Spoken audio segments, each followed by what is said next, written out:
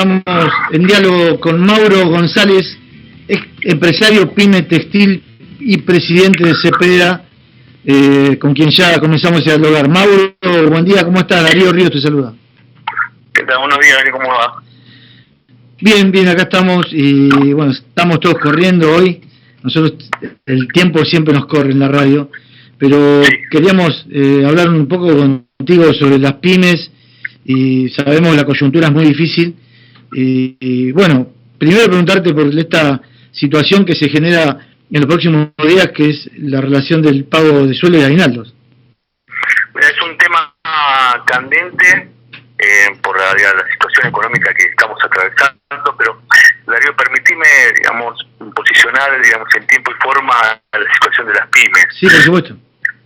Entendemos que los últimos 4 años del gobierno de Mauricio Macri fueron un gobierno donde se privilegió la fuga de capitales, básicamente la bicicleta financiera, ¿no? Y en este sentido las pymes quedamos fuera del juego. O sea, las pymes no tenemos, un rol preponderante cuando no existe una política productiva. Eso lamentablemente no existió y se profundizó en los últimos 2 años, ¿no? Con aumento de tarifas, con la apertura de las importaciones. Entonces, esto generó que las pymes comenzáramos un nuevo gobierno con las defensas bajas. El gobierno de Alberto Fernández, cambió totalmente la dinámica económica productiva. Entendíamos que, volvíamos a pensar en positivo y a pensar en volver a producir, volver a empezar a generar actividad económica, pero al estar con defensas bajas y encontrarnos con esta pandemia, la situación de las pymes se volvió complicada. Entonces, en ese sentido, nosotros apoyamos todas las medidas de emergencias sanitarias, porque hay que privilegiar la salud de la población. Entendimos que esto era muy importante, se vio en los hechos. Nosotros nos comparamos no solamente con Chile y Brasil, países de la región, sino con lo que es Europa y Estados Unidos, estamos mucho mejor posicionados. Ahora, nuestro país no es una isla, y esto hay que entenderlo. El impacto económico es mundial, la caída del PBI es abrupta, y en este momento, las pymes con defensas bajas y en esta situación, la verdad que nos encontramos en un escenario muy complejo. El gobierno generó una batería de herramientas políticas para sostener el empleo, la producción, con los ATP, con los créditos del 24%. Ahí en realidad en marzo fue el primer escollo con los bancos, cuando el gobierno lanza la línea de crédito para el salario y para el capital de trabajo del 24%. El primer escollo que tuvimos fueron los bancos, que se sentaron, a empezar en un escenario complejo donde no había actividad, en querer priorizar a ver si una empresa era solvente para poder otorgar un crédito. Era una locura, había que darle respuesta inmediata.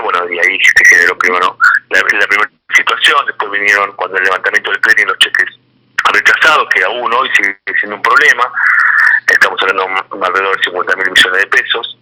Y en este sentido, las políticas fueron aplicándose, los ATP, la ATP1, el 2, ahora viene la tercera etapa del ATP. Creemos que son herramientas preponderantes. También es cierto que, es tanta la demanda que todo lo que se genera pareciera que no alcanza, pero si nos comparamos con otros países, vemos que las políticas productivas aplicadas de sostenimiento del empleo y la producción del gobierno nacional, son un ejemplo a nivel mundial. Mientras tanto nos llega el aguinaldo. Hay que hacer frente. Uh-huh. Muchas empresas siguen complicadas. Entendemos también que el 85% de la actividad está en marcha. Lo que está complicado es Chaco, Capital Federal y el área metropolitana, que son áreas muy productivas, pero hay diferentes propuestas. El pago en cuotas, se ha pedido un ATP. Nosotros tuvimos esta semana, el día miércoles, una reunión con el ministro de Trabajo, Claudio Moroni, donde nos manifestó que no había nada previsto para el tema de los aguinaldos, pero nosotros entendemos que hay que seguir trabajando en ese sentido, ver de qué manera vamos a poder hacer frente a esta situación.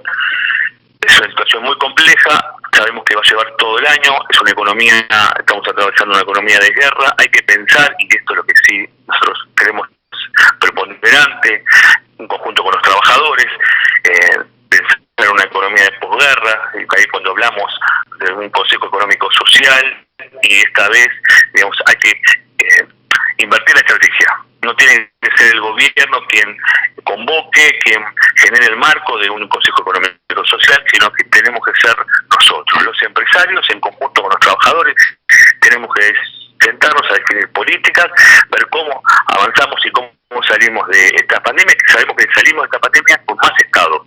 Y después que esté consensuado entre trabajadores y empresarios, presentarlo al gobierno para avanzar en un Consejo Económico Social que sea vinculante, que lo que se defina entre empresarios y trabajadores en acuerdo con el gobierno nacional sea una realidad, sean políticas públicas. Esto, digamos, es un poco lo que estamos atravesando. Las pymes, creemos que va a ser un año complicado, siempre menciono lo mismo.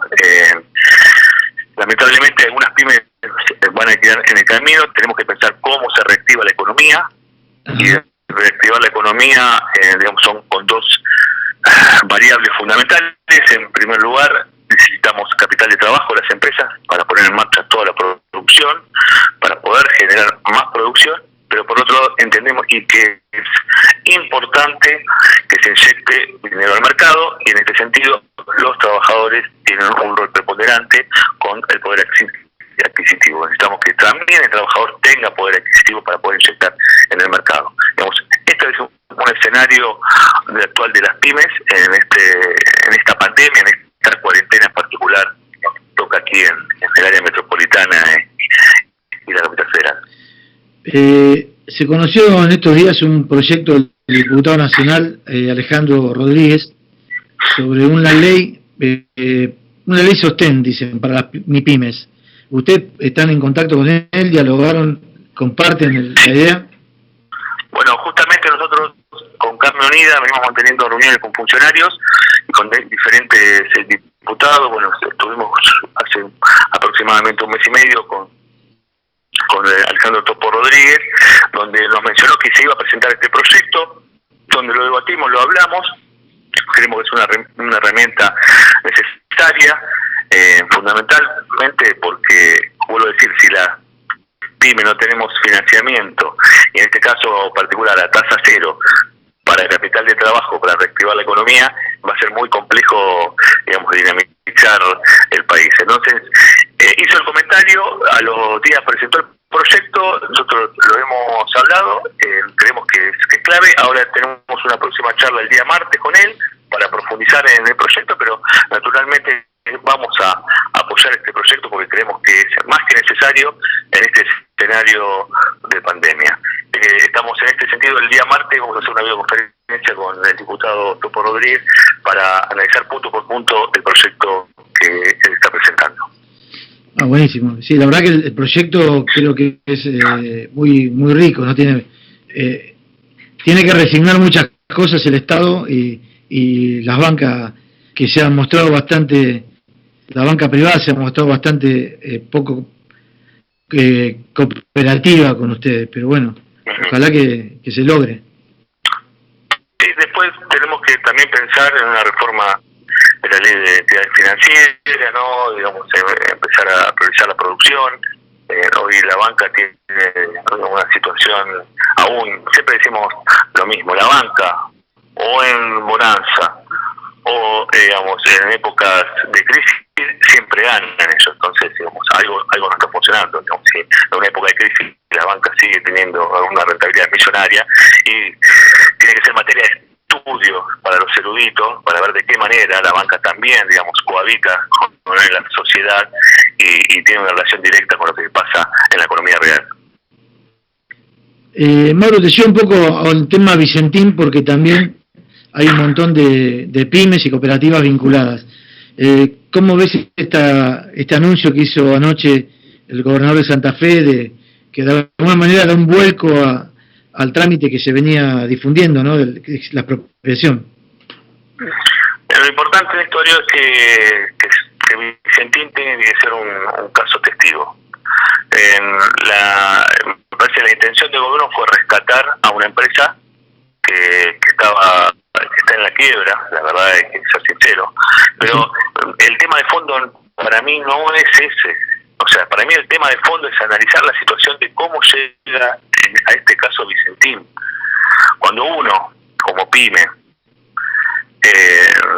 escucha, ve lo que se está difundiendo, que una empresa se le otorga 18.000 millones de pesos, con una empresa que estaba en cesación de pagos, una empresa que no cumplía la regulación del Banco Central para obtener esos créditos, una empresa que no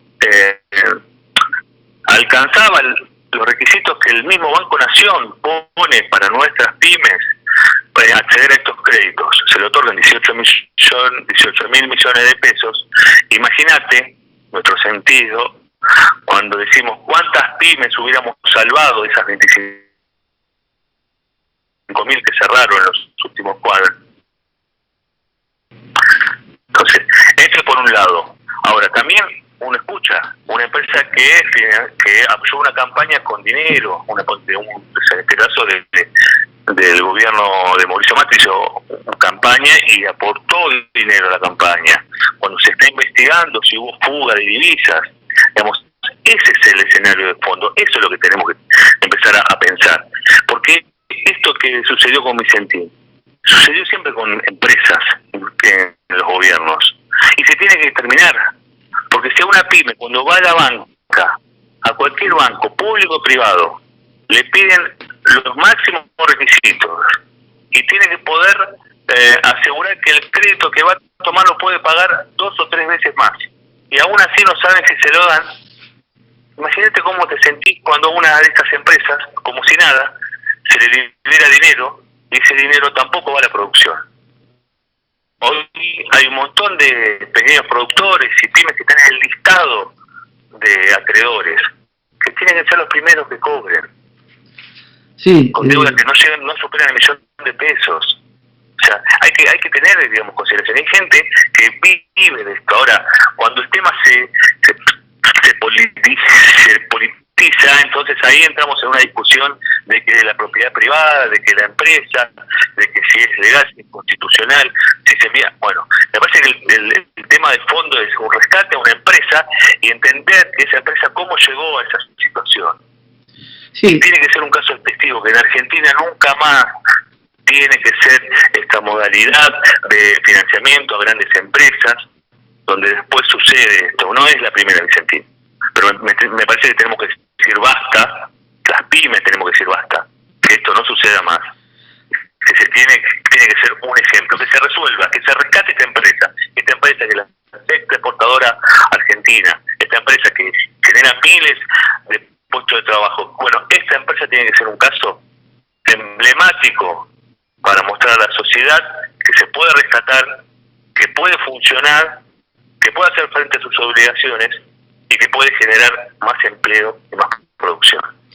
Sería bueno también que los estados, o sea, los ámbitos estatales, tanto los bancos públicos como otros, que en algunos lugares se ha logrado, que haya representación genuina de las pymes, en algunos lugares de los sindicatos, de algunos opositores también, porque si no, las cosas se descubren cuando ya están, cuando ya se pudrió la manzana, digamos, ¿no? Uh-huh. Sí, en este sentido, bueno, también, digamos, tenemos una responsabilidad a las pymes y es nuestra disgregación, nuestra representación que está muy disgregada, y en este sentido, bueno, hay muchas gremiales y muchas cuestiones, hay mucho personalismo. Me parece que eso tiene que terminar. O sea, me parece que la representación pyme terminó con la caída de José Reserva.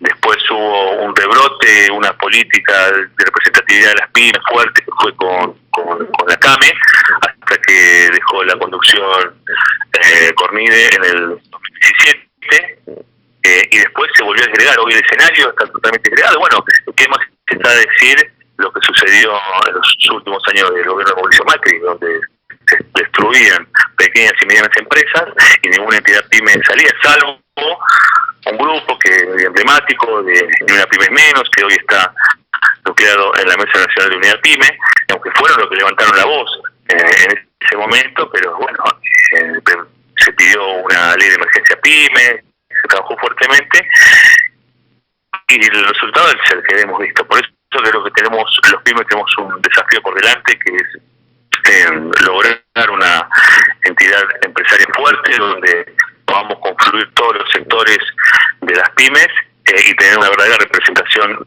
con el gobierno nacional. De hecho, la última reunión que mantuvo en Olivos el presidente con los trabajadores y los empresarios, no hubo representación pyme. Estuvo la Cámara Argentina de Comercio, estuvo la UIA, pero estaban los sindicatos, pero no había representación pyme, y esto se debe básicamente a la disgregación que existe hoy en la gremial empresaria. Y es un desafío que tenemos que nosotros trabajar, y luego de haber alcanzado, digamos, esa representatividad, debiéramos ir en estos pasos que bien marcabas, en tener un rol ponderante en ciertos lugares estratégicos para ser veedores de la situación que se atraviesan no solamente en la banca, sino en los ámbitos que tengan que ver con lo productivo. Mauro, te agradecemos mucho este tiempo y todo lo que nos comentaste, así que nosotros seguimos mucho la temática PYME, tenemos una especialista que hace una columna en la primera hora, así que vamos a seguir en contacto. Bárbaro, muchas gracias. Muchas gracias. Escuchamos a Mauro González, empresario PYME Textil, presidente de CEPREDA, que es el Centro Estratégico para el Crecimiento y Desarrollo Argentino, y coordinador de CAME Unida.